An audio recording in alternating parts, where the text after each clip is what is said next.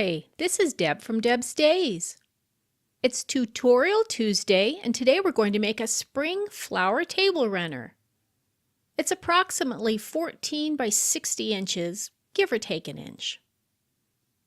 Along with your regular sewing supplies, for this project you will need 5 squares of white fabric measuring 11 inches by 11 inches, 5 squares of fabric for the flowers measuring 10 inches by 10 inches. I'm using purple for mine. 5 squares of fabric for the flower centers, measuring 3 inches by 3 inches.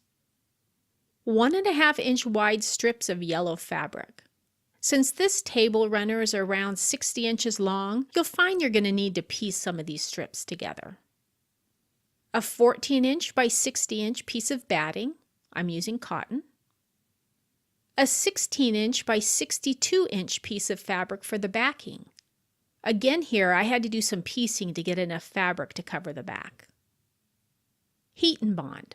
You'll need 5 pieces measuring 9.5 inches by 9.5 inches and 5 pieces measuring 2.5 inches by 2.5 inches. I'm using the Ultra Hold No Sew variety because I don't want to have to sew the flowers down. I want them to stick and stick good. If you want to do some stitching on the flowers themselves, you'll need to use the sewable variety of the heat and bond instead. Basting spray, and the template downloaded from debsdays.com. This supply list is a lengthy one with multiple measurements, so you can find a written version of this list, those measurements, and then links to the both kinds of heat and bond on debsdays.com. I've added a direct link in the description right below this video. Center one piece of heat and bond on the wrong side of your 10 inch by 10 inch piece of flower fabric. Iron it down, following the directions on your heat and bond packaging. Do that with all the larger heat and bond squares and the larger flower fabric pieces. And then do the same with the fabric you're using for the centers.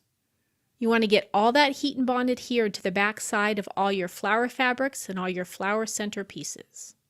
And then go ahead and let all of them cool. And then cut out your templates. Trace the flower template onto the paper side of the heat and bond. Do the same thing with all those pieces for your flower fabrics. And then do the same thing with the flower centers. Trace them all onto those heat and bond pieces on that paper side. And then go ahead and cut all of those pieces out. Then go ahead and peel off the heat and bond paper. Place an 11 by 11 white fabric square with the right side facing up. Center one of your flowers with the right side facing up, the heat and bond side facing down. And iron it into place. Add the flower center. Iron that as well. You're going to do that for every one of those white squares and every flower and every flower center. When those are ironed down, we're going to be attaching the strips to the sides. Place a yellow strip with the right side of the fabric facing the right side of the white fabric. Stitch using a 1/4 inch seam allowance and press it open.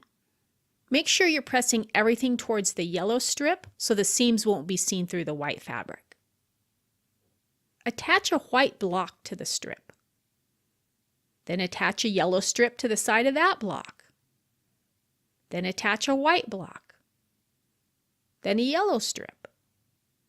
Keep going until you have a strip of block pieces. Make sure you have a yellow strip on each one of those ends. Press everything. Make sure you have 2 yellow strips measuring at least 60 inches long to sew to the sides. If you don't, go ahead and piece some of your yellow strips together. Again, right sides together, sew using a 1/4 inch seam allowance, press it towards the strip. Now place your backing fabric with the wrong side facing up, right side facing down.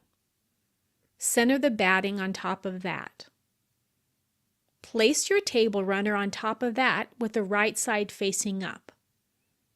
Following the directions on your basting spray, baste the 3 layers together. You'll see there's some backing still showing all the way around. Don't cut that off, we're going to need that for later.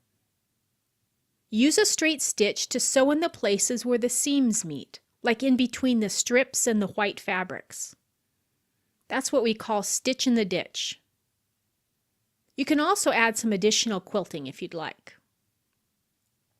When you have all your quilting done, you may have some ragged batting along those edges. If you do, go ahead and trim off that extra batting so you have a nice, neat edge. Now again, this is important. Don't cut off the backing piece. Now we're going to use the backing to help us with the binding. Fold the edge of the backing over so the raw edges meet the raw edge of the yellow border. Press. Fold it one more time so now the fold is on top of the front part of the yellow strip. Press. Now we have a binding. Stitch that binding down all the way around the table runner. If you have a walking foot for your sewing machine, this would be a good time to use it. If you don't have a walking foot to help with some of the bulk on those layers, that's okay. Just be sure to go slow.